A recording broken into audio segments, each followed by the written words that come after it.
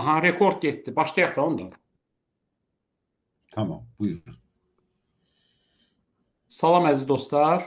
Bildiyiniz kimi 28 fevralda Körfəzdə çox böyük bir müharibə başlayıb. Belə deyək də, bu artıq uzun müddətli gedən, belə deyək, 3-cü dünya şərti olaraq deyirik. 3-cü Dünya müharibəsinin bir hissəsidir, tərkib hissəsidir. Çünki cəbhələr müxtəlif coğrafi məntəqələrdə yerləşir. Biri Avropada Ukrayna cəbhəsi var, biri indi açıldı Yaxın Şərqdə, digərləri də var. Təəssüf ki, belə ağır və turbulent bir zamanda yaşayırıq. Bu bölgədə baş verənlər bizim üçün xüsusən vacibdir. Azərbaycan olaraq biz bu bölgədə yerləşirik. İran da bizim qonşumuzdur və orada bizim böyük, çox böyük miqdarda soydaşlarımız, bacı qardaşlarımız yaşayır. Bizə xalqımızın taleyi maraqlıdır. İranın gələcəyi necə olacaq və ümumiyyətlə bizi nələr gözləyir? Bugün bizim demək qonağımız soydaşım, Güneyli soydaşımız Məhəmməd bəydir. Məhəmməd bəy araşdırmaçımızdır, bu məsələlərlə ilgilənir və bu gün həmsöhbətimiz olacaqdır. Məhəmməd bəy, sizi salamlayıram bu ağır zamanda və istəyirdim ilk sualını verim. İrandakı rejimin dəyişmə şansı nə qədərdir sizcə? Bu müharibə başlayıb, Trump da demişdi ki, bizim əsas amacımız regionda nüvə silahı olmasın. Yəni bu İranın nüvə silahını əldə etməməsidir.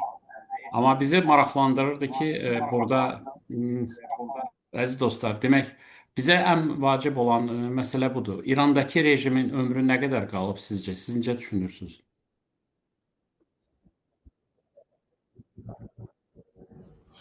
Ə, Mən belə deyim ki, çox ehtimal Elmir bəy, görünən yanı belə göstərir ki, burada Amerika və İsrail rejimi sona gətirməkdə qərarlıdırlar. Hı hı. Mən Amerika və mən Amerika və İsrail deyirəm. Çünki əslində əgər bu rejim sona gələcəkdir, yəni rejim çökəcəkdir, bu onların təəssüflə demək lazımdır ki, iradəsinə bağlıdır. Çünki biz sırf xalqdan burada tək başına söz aça bilmərik. Bu xalq zaten illərdir dəfələrcə meydanlara töküldü, ciddi və geniş çapda protestlər demək olar başlatdı. Amma bu rejimi bir çeşid demək olar bir türlü sona gətirə bilmədi. Elə biz baxdığımızda son 20 ildə hardasa hər 3-4 ildən bir geniş çapda biz protestolara İran coğrafiyasında şahid olmuşuq. Özəlliklə son 10 ildə hər 3 ildən bir bu protestlər və bu etirazlar demək olar baş tutubdu. Və ən geniş protestlərin biri də elə 3 il bundan əvvəl idi ki, biz baxdıq, gördük 1500-dən artıq insanın canına qıydılar, günahsız insanları öldürdülər. Yəni bunları mən yan-yana qoyuram və bu nəticəyə çatıram ki, elə bu son etirazlarda da bu Amerika və İsrailin hücuma getməsindən əvvəl yanvar ayının 8 və 9-unda 2 gecənin içində 30 mindən artıq insanı, demək olar günahsız insanı çox qəddarlıqla mən deyə bilərəm, acmazcasına öldürdülər. Onun üçün təəssüflə biz burada rejimin sonundan söz açdığımızda məcburən deyəcəyik ki, İsrail və Amerika bunu istəyir. Bu anlamda deyil ki, orada yaşayan insanlar istəmir. Yox, bu anlamda ki, orada yaşayan insanlar dəfələrcə də bu işə qalxışsalar da tək başına bu işi görə bilmədilər və rejimi sona gətirə bilmədilər. Trump müharibədə birinci günü müraciətində İran xalqına müraciətdə dedi ki, evinizdə oturun, gözləyin, küçələrə çıxmayın, amma müəyyən andan sonra qalxa bilərsiniz və bu sizin üçün tarixdə yeganə bir şansdır. Belə yeganə bir şans ola bilər və həqiqətənmi İran rejimi davam gətirməyəcək? Birinci gün çox ağır zərbələr endirildi, rəhbər öldürüldü, digər ali demək idarə edən şəxslər də öldürüldü, amma indi görünür ki, bu rejimin çox layıqlı belə deyək müdafiə səddi var və müqavimət göstərir. Açıqcası, yəni belə deyək də, əhalinin də belə deyək də dəqiq demək olmur. Çox çətindir nəyisə iddia eləyəsən. Amma belə görünür ki, onların da dəstək qrupları böyükdür ölkə içərisində. Belədirmi vəziyyət? Tam doğru bir məqama toxundunuz Elmir bəy. Baxın, mən özüm biraz bu siyasi şəhərlərdə biraz konservativ, biraz mühafizəkar yanaşaram məsələlərə. Heç unutmaram ki, 3 il bundan əvvəlki etirazlar baş tutduğunda bir televizyon proqramındaydım. Və mən biraz ehtiyatlı danışdığımda o başqa qonağı da ki çağırmışdılar. Televizyon adını burada çəkmək istəmirəm. Başa düşürəm. Başqa qonağı ki çağırmışdılar. O tam kəsinliklə qəti şəkildə dedi ki, da artıq demək olar rejim sona gəlmişdir. Amma biz baxdıq, gördük ki, 3 il ondan sonra rejim hələ dəfələrcə yenə də geniş çapda etirazları bastıra bildi, yatışdıra bildi, bunu başara bildi. Onun üçün mən biraz hər zaman mühafizəkar qərar demək olar analizlərimdə mühafizəkar yanaşaram. Amma açıqcası buna rəğmən mənə belə gəlir ki, da bu rejim bunun altından çıxa bilməyəcək. Bəli, düz deyirsən, çox təəccüb edici ya Türkiyədə deyirlər şaşırdıcı bir vəziyyət ortaya çıxdı. Bir çoxları belə düşünürdülər ki, Xamneyi öldükdən sonra dərhal bu rejim çökəcəkdir. Bunu hətta rejim müxaliflərinin də bir çoxu elə düşünürdülər. Hətta sözdə demək olar rezervasyonunu gerçəkləşdirən o qədim şahın oğlu ki, güya təzədən istəyir məmləkətə dönsün və şahlığı ələ keçirsin. Hətta o zaman demişdi ki, Xamneyi ortadan qaldırıldıqdan sonra orada mənim orduda filanda əvvəl dedi 50 min, sonra bunu 150 minə qaldırdı. Demək olar İran ordusunda inqilab keşikçiləri qismətində mənim vəfadarlarım vardı, yəni mənə peyman bağlayanlar var və bunlar millətə qoşulacaqlar. Halbuki Xamneyi öldü də neçə gündə üstündən keçir, biz belə bir zatlara şahid deyilik. Hələ İran Amerikaya qarşı, İsrailə qarşı müqavimətinə demək olar, müdafiəsinə davam edir və hətta hücuma da keçir zaman-zaman. Bunun bir əsli səbəbi vardır Elmir müəllim. Bunun əsli səbəbi bu ki, biz burada bir ideolojik demək olar, bir ideolojik qrupla üzbəyüzük. Baxın, Xamneyi diktatoruydu, tamam. Amma Xamneyinin diktatorluğu bireysel ya fərdi, individual bir diktatorluq değildi. Xamneyinin diktatorluğu bir ideolojik bir diktatorluğuydu. Bireysel diktatorluqlarda diktator ortadan qaldırıldıqdan sonra o rejim çökər. Amma ideolojik diktatorluqda o fərd ortadan getsə də, madəm ki o ideolojini qoruyan demək olar bir növrə hala yerindədir, hələ davam edəcəkdir. Məndən soruşsaz ki, bu ideolojini qoruyan qısım, mən deyəcəm, bu ideolojinin əsli mərkəz qoruyanı inqilab keşikçilərdilər. IRGC denir, üzr istəyirəm. O inqilab keşikçiləri ya sipahi pastaran deyilir İranda bunlara. Önəmli budur ki, bunun o çəvdəyi, bunun o mərkəz həstəsi dağılsın. Bu dağılmayınca bu müqavimətlər davam edəcəkdir. Çünki dedim, bunlar məsələyə ideolojik baxırlar. Yetərincə həm Qurandan və həm hədisdən də əllərində zatlar var, bəlgələr vardır ki, bəli, əgər mesela peyğəmbərin zamanında da bir savaşda belə bir şaya düşmüş ki, peyğəmbəri öldürüblər demək olar o zaman düşmənlər. Amma sonra insanlar deyirlər ki, bir aya gəlir ki, hətta peyğəmbər ölsə belə siz peyğəmbəri deyil, ideolojiyi tutmalısınız. Mən burada istəmədim eyni ayəni deyəm burada, o məfhumunu, qavramını burada açıqladım. İndi bu gün bunlarda da o zehniyyət var ki, Xamneyi getsə də Xamneyinin o ideolojisi yerindədir. Bu ideolojidir ki, hələ demək olar müdafiəyə davam edir. Amma aya bu ideoloji həmişəlik davam edə biləcəkmi? Bunu məndən soruşsaz, deyəcəyim yox. Bir, bunların silah sursatları bitəcəkdir. İkincisi, öz aralarında bunları birləşdirən nöqtə ortada olmadığı zaman öz aralarında ixtilaflar başlayacaqdır. Bəzi xəbərlərdə yayınlanır ki, bunların aralarında indi belə ixtilaflar başlanıbdır və mən belə düşünürəm ki, əgər Amerika və İsrail öz hücumlarına davam etsələr, o birəldən İranda olan xalqlar etirazlara baş qaldırsalar ki, %100 bu iş üz verə biləcəkdir yaxın zamanda, bu rejim nəhayət son gününü gözü ilə görə biləcəkdir. Bunlar təbii ki, mənim təxmin etdiklərimdir və ehtimallarımdır. Bəy, istənilən müharibə, hətta belə deyək, belə bu miqyasda mən böyük müharibəni də demirəm. Orta miqyasda müharibə də konfigurasiyanı çox böyük, kəskin tərzdə dəyişə bilər. Güney Azərbaycan 20-ci əsrdə çox bəlalardan keçdi, çox bəlalar gördü. Yəni həmin bizim bölgənin başına çox hadisələr gəldi. Bu dəfəki müharibədən Güneylilər nə gözləyir? Sizcə Güney nə əldə edəcək bu müharibədən və necə çıxacaq bu müharibədən?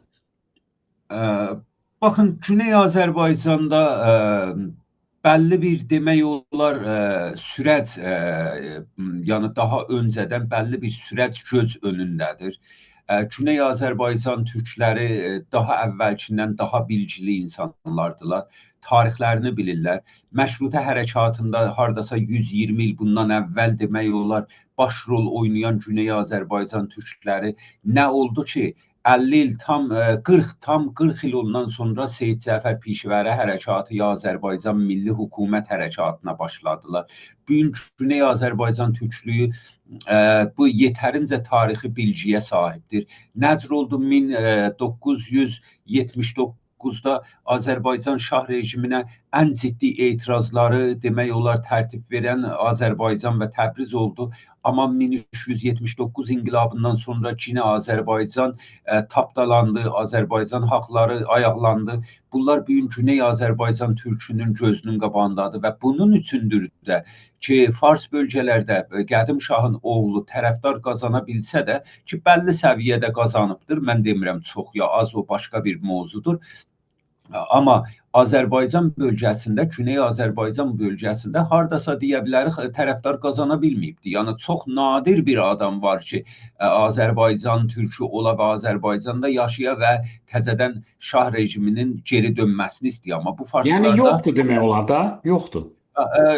Bəli, mən tam yox demirəm. Çünki hər yerdə biləxərə fərqli insanlar vardılar. Güney Azərbaycanda Xamneyini sevənlər də vardı. Təbii, insanlar bilirsiniz, propagandadan etkilənirlər, insanlar təbliğatın təsiri altında qalırlar. Yaxşı, insanları biz bir şəhərdə fərqli düşünən insanlar vardılar ki, biz o az sayı yoxdur deyə bilərik. Amma bu mənada deyil ki, əslən yoxdur. İstəyirəm burasını deyə. Bugün Güney Azərbaycan türklərini əsli düşündürən məsələ, açıqcası Güney Azərbaycan türklüyü ilk başda bunu deyim ki, illaki bağımsızlığı düşünür. Yəni ən belə ılımlı və mülayim davrananlar belə ən azı İran çərçivəsində bir federal sistemi düşünürlər.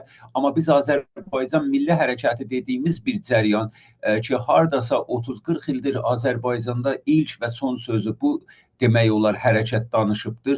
Bütün ittifaqlarda və hadisələrdə bu Azərbaycan, Güney Azərbaycanın demək olar bağımsızlığını düşünür. Güney Azərbaycan demək olar əsli sorun ki, bu gün nəmsi yaşayır və gözünün önündədir bu bağımsızlığa əngəl olaraq. Hətta Tehran rejimi deyil, Güney Azərbaycan ondan necə qurtulacağını belə bilir və bunu özünə böyük bir dərk kimi görmür. Əslində bizim canımıza salan Güney Azərbaycanımızın batı bölgəsində bir terror koridoru oluşturmaq demək olar ki, bu son günlərdə çox da gündəmə gəldi. Bilmirəm Elmir bəy, bəlkə məsləhət görsəz o haqda da mənim bir fikirlərim vardır. Yox, danışılır, açıqca danışılır o barədə ki, onlara yol açırlar. Biz oxuyuruq da, məlumatlar deyilir ki, o bölgədə sizin nəzərdə tutduğunuz bölgəni tamamilə bombalayıblar. Yəni belə deyək də, İslam Respublikasının təsisatları məhv olub və bəlli qüvvələrə yol açılır. Belədir də məsələ, yox? Eynən, baxın, çox maraqlıdır. Yəni biz ölkənin başqa yerlərinə baxdığımızda bu qədər kiçik yerlər ki, o stratejik, çox da stratejik əhəmiyyətə sahib olmayan yerlər, Amerika üçün, İsrail üçün çox da əhəmiyyət daşıya bilməzlər bu yerlər. Bunların hamısı, belə labo kiçik demək olar hərbi bazaları, hamısı istisnasız olaraq bizim Azərbaycanımızın batı bölgəsində bu 2 günü özəlliklə hava hücumlarına məruz qalır və tam olaraq darmadağın edilir və bu əldən də biz xəbərlər alırıq ki, 5 Kürd təşkilatı ki, bunların içində PEJAK kimi tam terroristi bir təşkilat da vardır. PKK-nın uzantıları vardır, terror bir təşkilatı. Dünya zaten PKK-yı terror təşkilatı olaraq tanıyır. Bunların uzantıları vardır. 5 gün bundan əvvəl biz bir 4-5 gün bundan əvvəl üzr istəyirəm. Biz bunların bir araya gəldiklərini və etilaf demək olar bir etilafda bir araya gəldiklərinə şahid olduq və İrana girməyə hazır olduqlarına şahid olduq. Bu günəmsi və dünən əlimizə gələn xəbərlər çərçivəsində hətta Tramp və Amerika və İsrail bunlarla əlaqəyə keçibdir. Bunu hətta Fransanın demək olar televizyon kanallarından reportaj olaraq bu gün göstərdilər. Əldə olunan məlumata görə İsrail demək olar bunları o Ərağın quzey tərəfindən İrana soxmaq və sözdə Tehrana qarşı, yəni demək olar İran İslam Cumhuriyyətinə qarşı savaşa bunları demək olar hazırlamaq fikrindədir. Biz əlbəttə Güney Azərbaycan türkü olaraq Elmir bəy buna qarşı deyilik. Mən biraz əvvəl də bir başqa televizyon proqramındaydım. Orada da dedim. Hətta siz xəritəyə baxsaz, Ərağın quzeyindən bunlar çox rahatca demək olar ki, İslamabad Qərb var, orada balaca bir şəhərdir. Oradan çox rahatca girə bilərlər, sonra Kirmanşaha girə bilərlər və oradan dümdüz bir xəttlə Tehrana tərəf gedə bilərlər və Tehranı inşallah ki, ələ keçirdərlər və bu rejimi sona gətirərlər. Biz də Güney Azərbaycan türkləri olaraq təbii ki, bunlara dua edərik və əlbəttə biz də Güney Azərbaycanı Tehran rejiminin əlindən xilas edərik və qurtararıq. Amma məsələ buradadır ki, bizi düşündürən məsələ, bunlar dümdüz yolu ötürələr və gələrlər çapraz hərəkətlər eləyərlər, gələrlər Azərbaycan torpaqlarına girərlər. Bunu bizə tarixi təcrübələr göstərir. Bunu bizə 1800-lərdə Şeyx Ubeydullah Şəmzinin hərəkət göstərir. Bunu bizə 1900-cü illərdə demək olar Simitqon hərəkatı göstərir. Bunu bizə 1979 və 80-də Sulduzda olan demək olar Kürd Demokrat Partiyasının hərəkatı göstərir. Biz bu tarixdən yola çıxaraq deyirik ki, yox, əgər dümdüz yolu ki, Tehrana birbaşa gedə bilir və çox az zamanda eləyə bilərlər özlərini Tehrana yetirələr. Bunlar Azərbaycandan demək olar əndişə etməsinlər Türkiyə şivəsi ilə desəm. Azərbaycandan nigaran qalmasınlar. Güney Azərbaycan özü öz torpaqlarını demək olar bu rejimin əlindən qurtara bilmək gücünə malikdir. Amma yox, istəsələr sözdə bizi qurtarmaq adına bizim torpaqlarımıza girsinlər. Burada heç İsrailin və Amerikanın planladığı plan da yürüməyəcəkdir. Çünki Güney Azərbaycan türkləri illa ki öz torpaqlarını savunmaya qalxacaqlar, illa ki onların qarşısında duracaqlar və burada o təşkilatlar əslində Tehrana qarşı deyil, Güney Azərbaycan türklərinə qarşı əməliyyata keçəcəklər və təbii ki, Güney Azərbaycan türkləri də bunların qarşısında dayanacaqdır və müqavimət eləyəcəkdir və öz torpaqlarını və öz xalqını qoruyacaqdır. Buna da mən buradan səslənirəm. Elə bugünkü başqa proqramda da tüm demək olar qatıldığım və medialardan bunu səslənirəm. Həm Kürd demək olar təşkilatlarına, həm dövlətlərimizə səslənirəm, Azərbaycan və Türkiyə olaraq dövlətlərimizə səslənirəm və həm hətta İsrailə səslənirəm ki, əgər sizin amacınız Tehran rejimini ortadan qaldırmaqdırsa, o Azərbaycan torpaqlarına girmənizə heç bir gərək yoxdur. Azərbaycan torpaqlarını Güney Azərbaycan türkləri özləri təmizləyə bilərlər, özləri ələ keçirdə bilərlər. Buyurun. Məhəmməd bəy, siz bax indiki nitqinizdə dediniz ki, demək faktiki belə deyək də, bu böyük dövlətlər tərəfindən ilk növbədə Amerika Birləşmiş Ştatları, digərləri başqa dövlətlərdir. İranın faktiki belə deyək də parçalanmasına bir növ imza qoyurlar. Yəni bu barədə nə Trump tərəfindən, nə başqaları tərəfindən bir kəlmə də deyilməyib. Yalnız deyilib ki, İranın nüvə silahının əldə etməsinə qarşıyıq, imkan verməyəcək ona. Hətta rejimin dəyişməsindən də deyilməyib. Siz isə deyirsiniz ki, İranın faktiki parçalanması reallıqdır. Yəni bu doğrudan da belə bir reallıqdırmı? İran dövləti parçalanacaq mı? İslam Respublikası yəni. O hissələrə bölünəcək. Baxın, mən belə düşünürəm ki, illa ki parçalanacaqdır, amma biz aşama-aşama, step by step qabağa getmək istəsək, mən belə belə deyəcəyim ilk başda ki, bu gün Trump və özəlliklə Netanyahu dəfələrcə rejim change-dən yana olduqlarını, İrandakı rejimin dəyişməsindən tərəfdar olduqlarını, yana olduqlarını ittifaqən dəfələrcə dilə gətiriblər. Bunu hətta 12 günlük müharibə sürəsində də Netanyahu dəfələrcə dilə gətirdi. Düzdür, bunlar iki demək olar ana amac ya hədəf ortaya qoydular o 12 günlük müharibə ya savaş dönəmində də. İranın balistik füzə demək olar texnolojisini sonlandırmaq və İranın nüvə ya demək olar nükleer enerji məsələsini dayandırmaq. Amma elə o zaman da bu rejim change məsələsi zaman-zaman dilə gəldi. Xalqı rejimə qarşı demək olar hərəkətləndirmək mesajları özəlliklə İsrailin tərəfindən, Netanyahunun tərəfindən dilə gəldi. Bu dəfə biz bunu həm Netanyahu tərəfindən zaman-zaman dilə gəldiyini görürük, rejim dəyişimini deyirəm. Həm Trump'ın hətta tweetlərində və televizyonlarda danışdıqlarında, hər ikisində də rejim change məsələsini görürük. Düzdür, şayət o rəsmi və formal şəkildə biz illaki rejim change, orada rejimi dəyişəcək sözünü dilə gətirmirlər. Amma İrandakı millətlərə səsləndiklərində bu mesajı verirlər və bu mesajdan qaçınmırlar. Amma məsələ buradadır. Açıq şəkildə İranın parçalanmasını siz haqlısınız, dilə gətirmirlər. Amma biz bilirik ki, vaxtı İsrail durur Kürd təşkilatlarının arxasında və bu gün hətta Trump Ərağın quzeyində o İqlimi Kürdistan deyilir, oradakı liderlərlə birbaşa əlaqə saxlayır, telefonla əlaqə saxlayır və bu xəbərlər mətbuatda dərc olunur. Biz bilirik ki, bu təşkilatlar nəyin peşindədirlər? Bu təşkilatlar ilaki İranı parçalamaq peşindədirlər və bu demək olar başqa xalqlarda da bu istək var. Hətta mən bəluçlarla da əlaqəli bir hərəkətlənmə başlandığını eşitdim xəbərini. Belə bir vəziyyətdə parçalanmaq da bir siyasət kimi görülə bilər. Bir şey də mən işarə edeyim.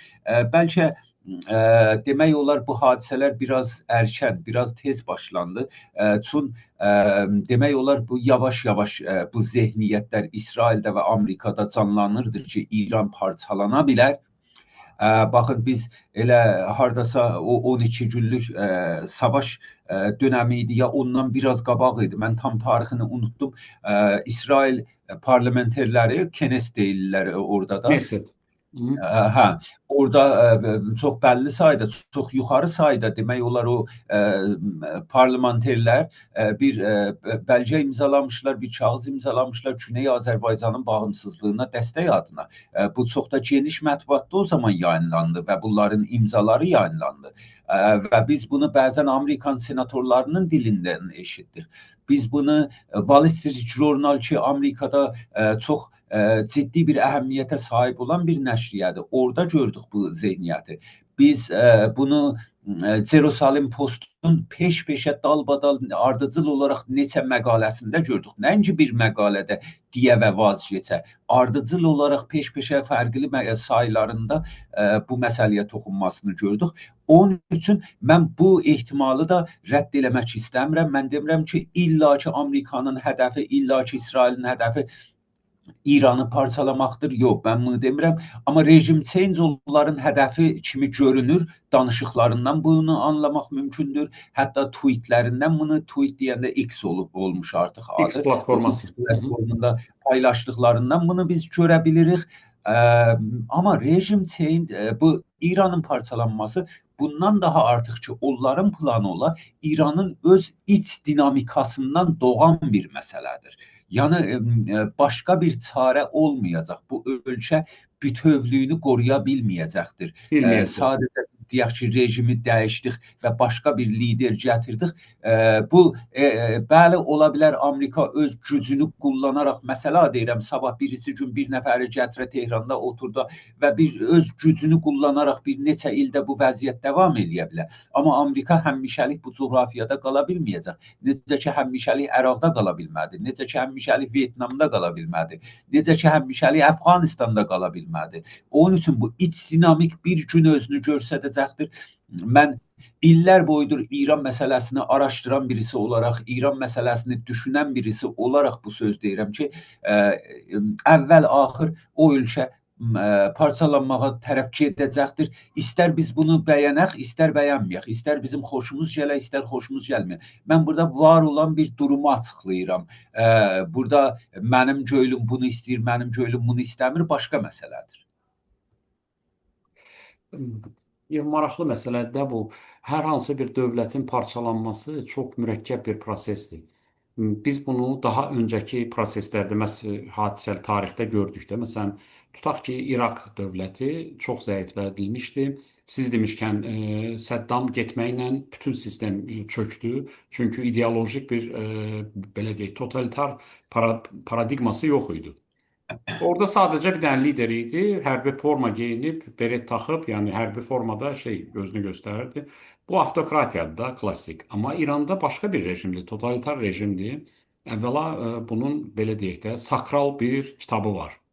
Yəni bu Mein Kampf deyil, Hitlerin yazdığı, yaxud Mussolini'nin o bəyannaməsi deyil. Bu sakral bir mətndir və ora apellyasiya eləyirlər ki, biz şəhid olana qədər gedəcəyik. Bundan başqa ikinci tərəfdə var. İranın 2500 illik güyaki tarixi var. Bu qədim tarix, Aryan tarixi, Aryan mehr. Bunlar yəni boşuna söhbətlər deyil, o qədər də sadə deyil. Əgər biz gördüksə ki, İraq kimi dövlət parçalanmadı, belə deyək də, neçə il keçdi? 2003-dən bu yana 23 il keçib. Faktiki parçalanıb düzdür, Kürdistan muxtariyyəti yaranıb, amma hər halda İraq dövləti tanınır. Keçək Suriya, Suriyada parçalanmadı. Keçək Liviya, Liviyada parçalanmadı. İran bunların hamısından da güclüdür. Yəni razılaşaq da, hər halda İran Suriya deyil də. Bu necə baş verəcək? Bizim son 10 dəqiqəmiz qalıb. Bu çox vacib mövzudur, çünki bizi həm Quzey Azərbaycanı bu maraqlandırır, həm bütün bölgəni maraqlandırır, həm də bizim xalqımızın taleyi vacibdir. Güney Azərbaycan yəni buna doğrudan da ümid edir, inanırmı? Baxın, məsələ buradadır. Ərağın və Suriyənin parçalanmamasının ən böyük səbəbi Türkiyə və İran oldu. Bunu unutmayaq. Yəni onların parçalanmasının qabağını alan ən böyük amillər biri Türkiyə oldu, biri İran oldu. Hətta Əraqda referendum keçirdi və bunu əngəlləyən Amerika və İsrail də dəstək verdi o referenduma. Yəni o ayrılma referendumuna, parçalanma. Amma bunun qarşısını alan yenə Türkiyə və İran oldu. Amma İranın məsələsində artıq bir İran yoxdur ki, bunun qabağını ala. Baxın, məsələ bunu nəzərdə alaq.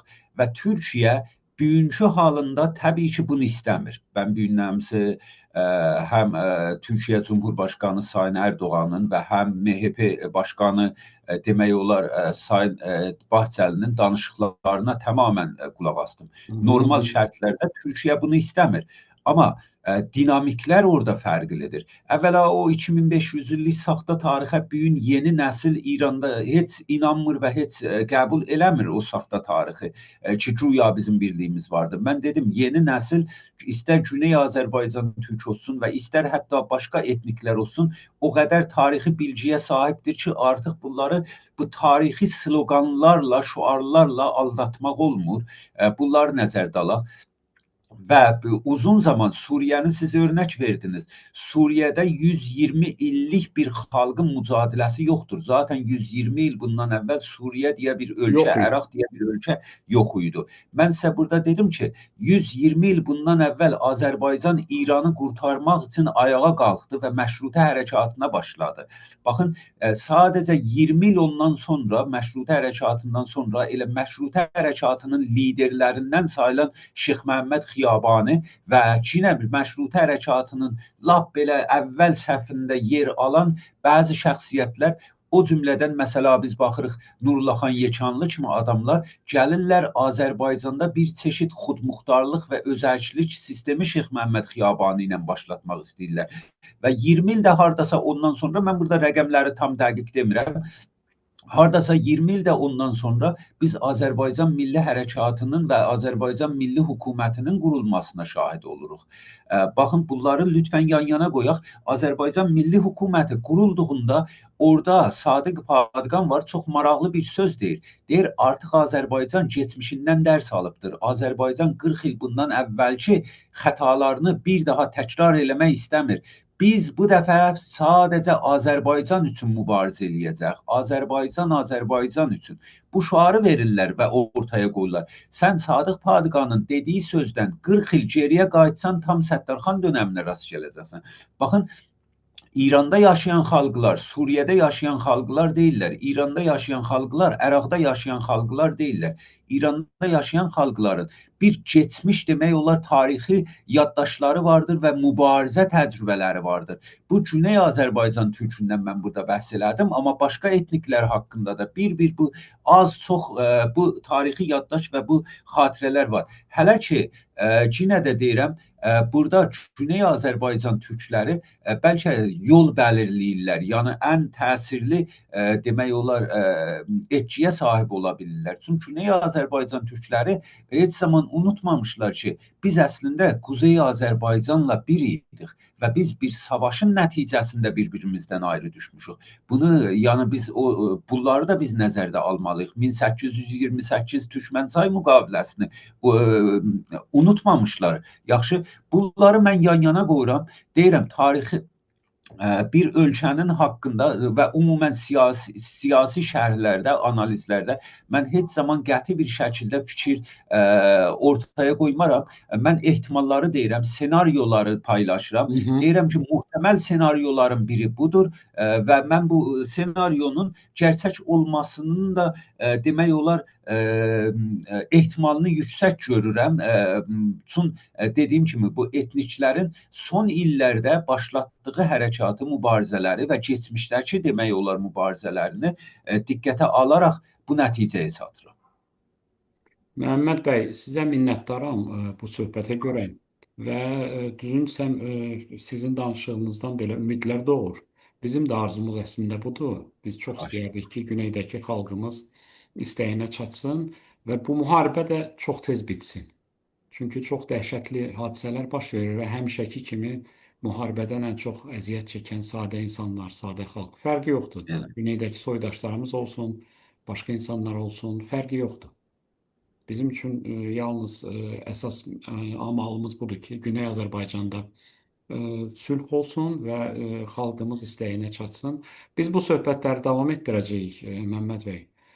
Sizə də minnətdarlığımı bildirirəm və gələn dəfə, gələn Xahiş edirəm. görüşlərimizə Sağ qədər. olun. Çox sağ olun, hələlik. Sağ olun. Təşəkkürlər. Var olasınız.